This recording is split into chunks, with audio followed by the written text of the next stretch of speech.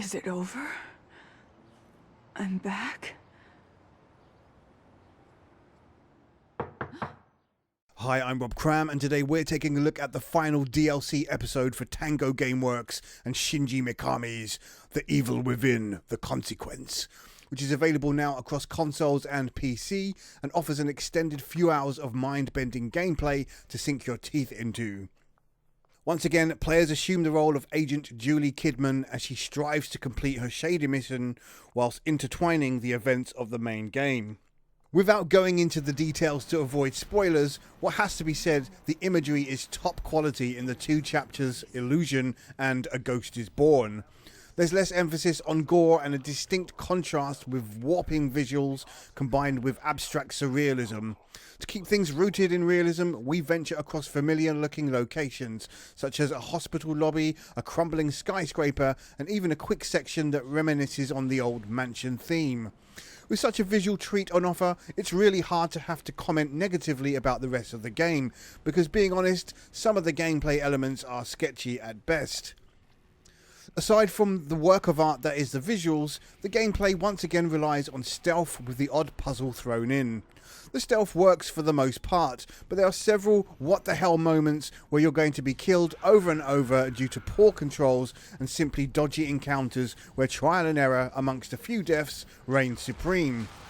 They mar the overall experience, and even when given a hefty shotgun in the last portion of the story, Mikami obviously sticks two fat fingers up at gamers and says, "Now survive this, you bastards." You can't until you've died a few times and figured out what to do, then it becomes like child's play.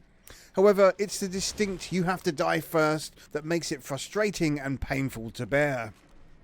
Most of the journey through the game is subdued and leans heavily on its grandiose visual quality, making it a fun and pleasant ride for those who can refrain from chucking the controller at the TV. It has to be repeated that the lighting, use of colour tones and overall ambience is awesome and really shows a creative passion for pandering to a sensory overload in the player. The audio isn't as dramatic, although there are some solid performances from the characters despite the dialogue not being overly drawn out, which is a good thing.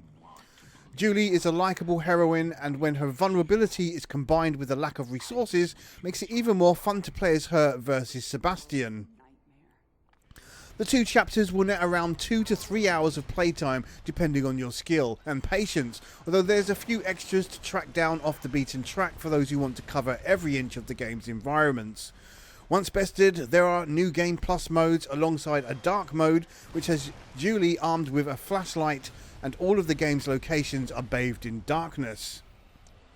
The Evil Within, The Consequence DLC comes as a fitting end to the extra content for the first episode, and although containing a mixture of stealth and action this time, it's still not going to be appealing to action gamers. For those who want to experience some lush visuals alongside a neat and compelling story, will do well to check it out.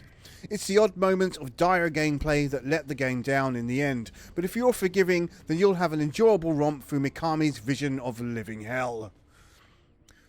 The Evil Within, The Consequence scores 8 out of 10. I'm Rob Cram, thanks for watching.